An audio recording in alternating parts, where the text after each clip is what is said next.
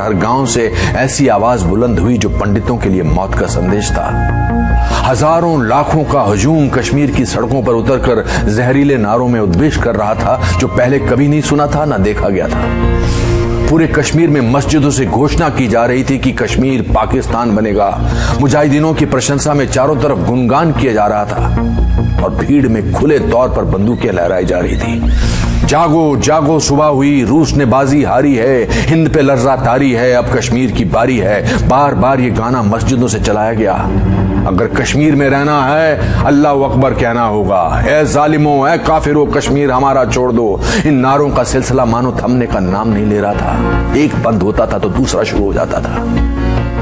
इन्हीं नारों में एक नारा था, कश्मीर बनेगा पाकिस्तान, पंडित आदमियों के बगैर पर पंडित औरतों के साथ। ये नारा बार बार और जोर शोर से दोहराया गया। अब हमारे डर ने एक नया रूप ले लिया था। परिवारों ने महिलाओं को स्टोर रूम में छुपा दिया, ये कहने की जरूरत नहीं कि जब भीड़ हमला करे तो वो स्वयं को आग लगा ले। उस रात के डर का कोई सानी नहीं। मायूसी का एक ऐसा आलम था जिसका कोई अंत नहीं दिख रहा था। संदेश स्पष्ट और तीव्र था, रलिव गलिव या चलिव, या तो हमारे साथ मिल जाओ या मर जाओ या भाग जाओ। कोई ऐसा गांव, मोहल्ला, गली या जगह नहीं थी जहां इन नारों का शोर ना हो। अधिकांश कश्मीरी पंडितों ने इन विपरीत परिस्थितियों में वो जो कुछ भी उनके साथ सामान और जान बचाने के लिए हो सकता था किया, और किसी तरह जान और मान बचाकर ट्रकों के तरपाल में छुपकर बसों एवं किराए की टैक्सी भरकर भाग गए। बड़े पैमाने पर पलायन शुरू हो गया। सरकार, बुद्धिजीवियों, निरपेक्षवादियों, देश के प्रति सद्भावना रखने वाले सबकी अंतरात्मा सोने चली गई थी। कोई भी इसके बारे में बोलने को तैयार नहीं था।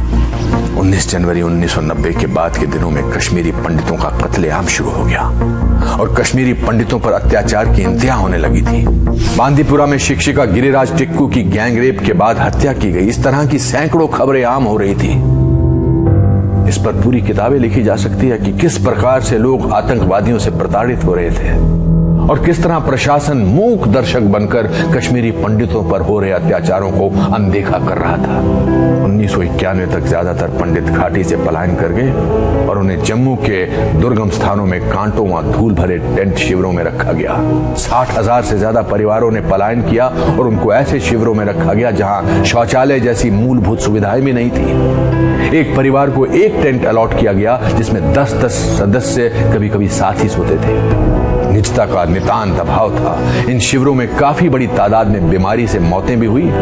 ज्यादातर मौतें सांप के काटने और अत्यधिक गर्मी के कारण हुई। कश्मीरी पंडितों को मरने के लिए छोड़ दिया गया था। पंडितों के हजारों घरों, सैकड़ों मंदिरों को जला दिया गया और जमीन में ढहा दिया गया था। ये सब एक बहुसांस्कृतिक धर्मनिरपेक्ष भारत में हो रहा था। जो पंडितों की छोटी संख्या अभी भी घाटी में रह रही थी, उनके साथ नरसंहार किए गए थे।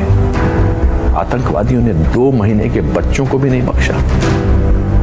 पंडित के पूरे पूरे गांव को साफ कर दिया गया। आज तक एक भी व्यक्ति को दोषी करार नहीं दिया गया।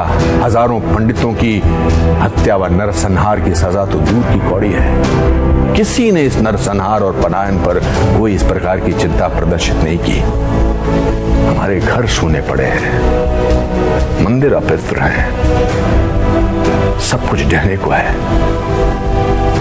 26 साल के बाद आज भी जम्मू के बाहरी इलाके में अपने देश में शरणार्थी के रूप में कश्मीरी पंडित अभी भी शरणार्थी शिविरों में रहते हैं और जहां उन्हें ज्यादा सहायता भी नहीं दी जा रही है।